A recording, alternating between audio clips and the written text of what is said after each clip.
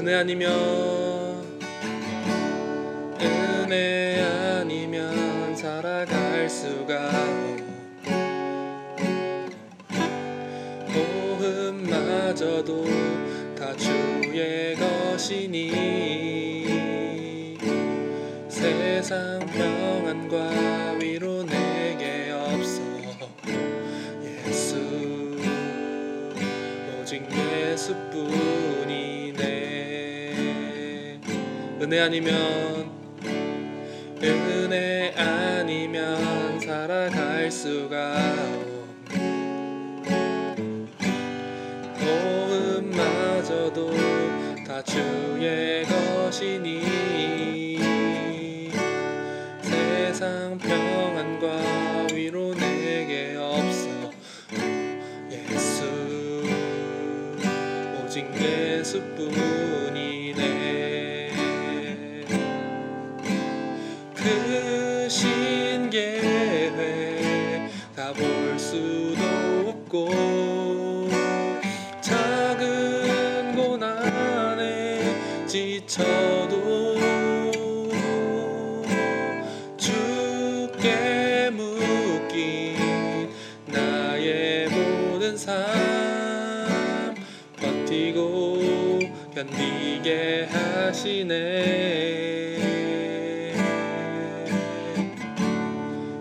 은혜 아니면 살아갈 수가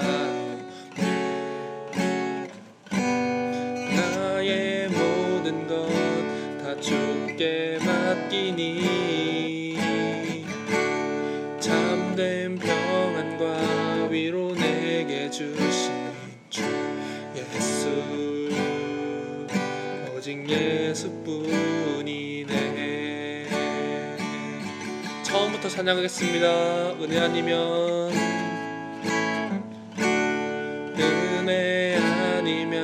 살아갈 수가 호흡마저도 다 주의 것이니 세상 평안과 위로 내게 없어. 예수 오직 예수뿐이네. 크신 계획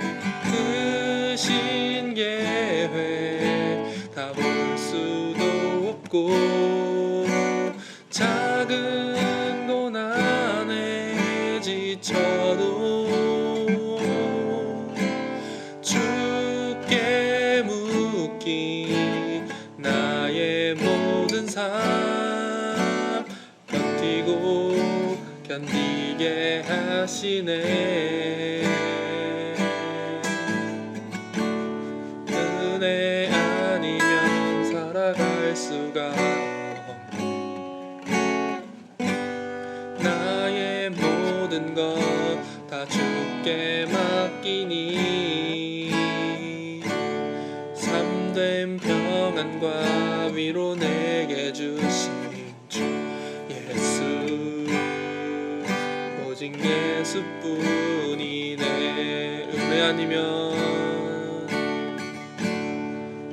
은혜 아니면 살아갈 수가 나의 모든 것 다 주께 맡기니 참된 평안과 위로 내게 주신 주 예수 오직 예수뿐이네. 예수 오직 예수뿐이네. 예수 오직 예수뿐이네.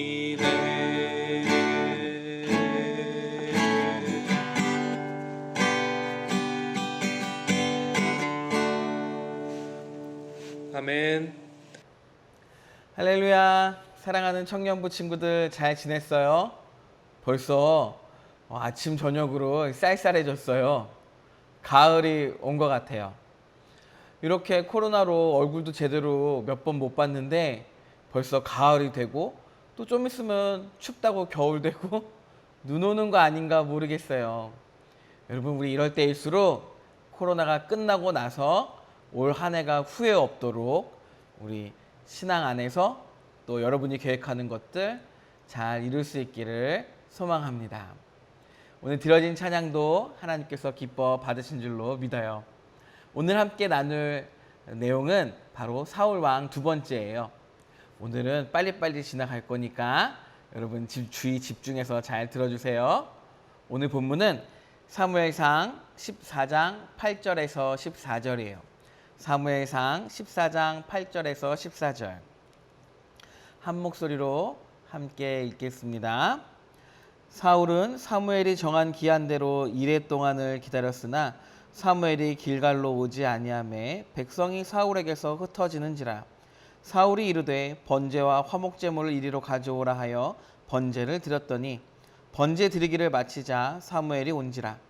사울이 나가 맞으며 문안하매 사무엘이 이르되 왕이 행하신 것이 무엇이냐 하니 사울이 이르되 백성은 내게서 흩어지고 당신은 정한 날에 오지 아니하고 블레셋 사람은 믹마스에 모였음을 내가 보았으므로 이에 내가 이르기를 블레셋 사람들이 나를 치러 길갈로 내려오겠거늘 내가 여호와께 은혜를 간구하지 못하였다 하고 부득이하여 번제를 드렸나이다 하니라. 사무엘이 사울에게 이르되 왕이 명령되이 행하였도다.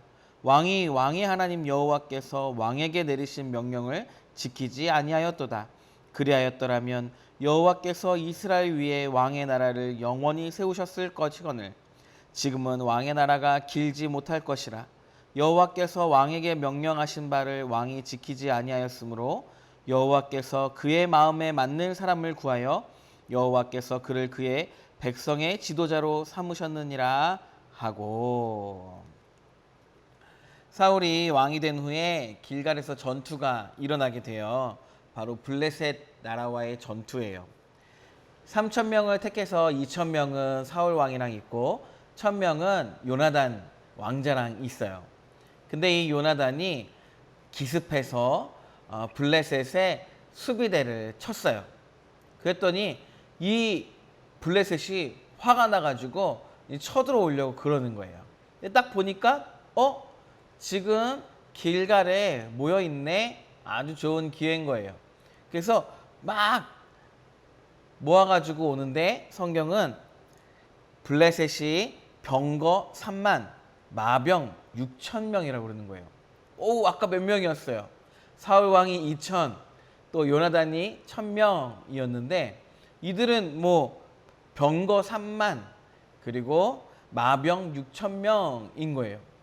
그들이 몰려오니까 이스라엘 백성들이 두려워 떨기 시작했어요. 그래서 그 소식을 듣고 이스라엘 사람들이 다 숨어버리고 도망치는 거예요. 그리고 그렇게 막 숨어서 도망치고 있는데 지금 사무엘 선지자는 이래 후에 내가 오겠어 라고 얘기를 했는데 아직 오질 않는 거예요. 근데 이스라엘 백성들은 자꾸 도망가고 있고 또 이 블레셋 사람들은 바로 코앞까지 다가와 있고 이 사무엘 선지자는 오지 않고, 그러니까 이 사울 왕이 어찌할 바를 모르는 거예요. 어떻게 해야 되지? 어떻게 해야 되지? 하는 거예요. 보면 이렇게 얘기를 해요. 사울이 11절을 보면 세 가지로 변명을 하는데 첫 번째는 백성이 내게서 흩어지고 있다. 맞아요. 전쟁을 하려는데 백성들이 흩어지면 군사의 수가 적어지잖아요. 위험하죠. 두 번째, 당신은 정한 날에 오지 아니했습니다. 제사를 드려주는 사무엘 선지자가 와서 제사를 싹 드려주고 이스라엘 백성들이 다 하나님께서 우리와 함께 하시는구나 라는 그 기운을 받고 출격해야 되는데 사무엘 선지자가 오지 않아요. 얼마나 답답하겠어요. 그리고 세 번째, 블레셋 사람은 믹마스에 모여 있습니다 라는 거예요. 이 적군은 바로 코앞에 지금 와서 우리를 치료하고 있습니다. 그래서 제가 제사를 드렸습니다 라고 이야기하는 거예요. 근데 여러분 참 인간적이에요. 누구나 다 이해되지 않아요? 적군이 밀려와요. 빨리 제사를 드려서 빨리 백성들이 평안을 찾고 흩어지면 안 되고 빨리 전투를 해야 되는데 아무것도 되고 있지 않잖아요. 참 인간적이에요. 우리도 마찬가지인걸요. 우리도 무언가 어려움이 닥쳐오거나 무슨 일이 다가올 때 막 내 주변에 나를 도와주는 사람들이 하나둘씩 떠나가고 또 막 하나님은 빨리 응답해 주지 않고 또 막 그 기한은 다가오고 있고 그럼 어떻게 막 두렵고 떨리고 막 이 일을 어떻게 해야 될까 막 당황하며 막 손을 어떻게 해야 될지 몰라 하잖아요. 똑같은 거예요. 되게 인간적이죠. 이해할 수 있어요. 그 12절에 보면 이렇게 얘기해요. 이에 내가 이르기를 블레셋 사람들이 나를 치러 길갈로 내려오겠거늘 내가 여호와께 은혜를 간구하지 못하였다 하고 부득이하여 번제를 드렸나이다 하니라. 여러분 먼저 제사는 제사장이 드릴 수 있어요. 여기서 제사장은 누구예요? 사무엘이에요. 사무엘이 제사장과 선지자 역할을 다 감당하고 있잖아요. 그래서 제사는 제사장, 사무엘 제사장만, 사무엘 선지자만 드릴 수 있는데 왕이 그거를 해버린 거예요. 잘한 거예요? 잘못한 거예요? 잘못한 거예요. 근데 더 놀라운 건 그렇게 할 수 있게 됐던 그 밑바탕의 마음에 뭐였냐면 그 앞절에 보면 그 앞부분에 보면 블레셋 사람들이 나를 치러 길갈로 내려오잖아요. 근데 내가 여호와께 은혜를 간구하지 못했어요. 무슨 말이에요? 내가 출격할 때 여호와께 간구하고 출격을 해야 되는데 못하는 거예요. 여러분 생각해 봐요. 기도하고 모든 일을 시작하는 거 좋은 거예요? 나쁜 거예요? 좋은 거죠. 근데 지금 사울은 어떤 의미냐면 내가 지금 출격하러 나가야 되는데 하나님 앞에 제사를 드리지 못하고 은혜를 받지 못하고 출격하는 거에 짜증이 나는 거예요. 그러니까 의식이 돼버린 거예요. 의식화된 거예요. 의식화. 그러니까 이게 무슨 얘기냐면 하나의 요식행위가 돼버린 거예요. 그래서 내가 하나님 앞에 제사를 지내고 가야 되는 징크스처럼 생각하게 된 거예요. 그러니까 하나님 앞에 안 하고 가면 찜찜한 거야 계속. 근데 사실 이건 그런 뜻은 아니잖아요. 우리가 기도하고 나간다는 건 이 일을 함에 있어 하나님의 은혜를 구하고 하나님의 인도하심을 구하고 하나님의 그 이끄심에 내가 순종하며 나가겠습니다 라는 그런 의미로 우리가 이 구약에서도 제사를 지내고 전투를 나가고 우리도 무슨 일을 시작하기 전에 기도하는 거잖아요. 근데 사울은 그게 아니었다고요. 그래서 짜증이 나버린 거예요. 그래서 결국에 어떻게 돼요? 15절에 보면 사울이 자기와 함께한 백성의 수를 세어보니 600명가량이라 2000명에서 시작했는데 600명으로 줄어버리는 거예요. 이 사건이 난 후에 바로 요나단의 이야기가 나와요. 아마 무언가에 비교하고 싶었던 거잖아요. 무엇이었어요? 우리가 보면 앞에 이해할 수 있어요. 인간적이죠. 두렵죠. 떨리죠. 하나님 앞에 기도하지 못했으니까 걱정도 되죠. 인간적이에요. 근데 바로 밑에 보면 요나단이 나왔잖아요. 요나단이 그 무기를 맡은 자와 함께 블레셋이 있는 군사들이 모여 있는 곳으로 가게 돼요. 가면서 이렇게 얘기해요. 6절이에요. 요나단이 자기의 무기를 든 소년에게 이르되 우리가 이 할례 받지 않은 자들에게로 건너가자. 여호와께서 우리를 위하여 일하실까 하노라. 여호와의 구원은 사람이 많고 적음에 달리지 아니하였느니라. 지금 사실 사울은 사람들이 자꾸 줄어드니까 두려워가지고 겁나서 지금 일을 벌려버린 건데 요나단은 뭐라고 그래요? 2명이 그 블레셋 사람들이 모여있는 곳으로 적진을 향해 가면서 야, 전쟁은 여호와의 손에 달려있어. 그래서 여호와의 구원은 수에 달려있지 않아. 사람이 많고 적음에 달려있지 않아. 라고 해서 가요. 가서 정말 거기서 하나님께서 기적을 주셔서 그들이 막 2명밖에 안 올라갔는데 그들이 막 미쳐 날뛰면서 전쟁이 시작이 돼요. 그러면서 이 사울이 이 사실을 알게 돼서 막 몰려오고 숨어있던 자들도 막 다시 나와서 전쟁하게 돼요. 그래서 이겨요. 그게 참으로 놀라운 일이 있었던 거죠. 그 여기는 뭘까? 사울 왕은 인간적인 면이 보였잖아요. 요나단은 신앙인의 모습을 보여주는 거예요. 예수 믿는 사람이라면, 하나님을 의지하는 사람이라면 같은 상황에서도 어떻게 반응하는가, 그리고 그 반응에 따라 그가 다음에 어떤 행보를 하는가라는 걸 보여줘요. 여러분, 13절을 보면 결국 사울은 하나님께서 내치세요. 그래서 13절에 사무엘이 사울에게 이르되 왕이 망령되이 행하였도다. 왕이 왕의 하나님 여호와께서 왕에게 내리신 명령을 지키지 아니하였도다. 그리하였더라면 여호와께서 이스라엘 위에 왕의 나라를 영원히 세우셨을 것이다. 이제 사울 왕, 너의 시대는 이제 끝났다라고 벌이 내려져요. 사람의 수에 따라, 인간적이긴 하지만 사람의 수에 따라 신앙적이지 않았던 그 사울에게 하나님께서 그 직책을 왕의 직무를 내려놓게 하시죠. 그러고 나서 사울 왕이 그 다음에 행보가 나오는데 52절이에요. 이게 저는 되게 중요하다고 생각하는데 52절에 사울이 사는 날 동안에 블레셋 사람과 큰 싸움이 있었으므로, 사울이 사는 날 동안에 블레셋 사람들이랑 큰 싸움이 계속 있었어요. 그럼 여러분 어떻게 해야 돼요? 하나님께서 그 길갈 전투에서 보여주셨던 것처럼 그래, 이제는 내가 하나님을 기다리고 수와 상관없이 하나님의 뜻에 따라 내가 전투를 해야겠다라고 생각을 했어야 되는데 사울은 그러지 않아요. 어떻게 해요?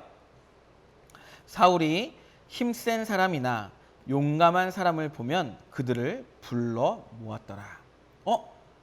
인간적이죠. 그런데 뭐예요?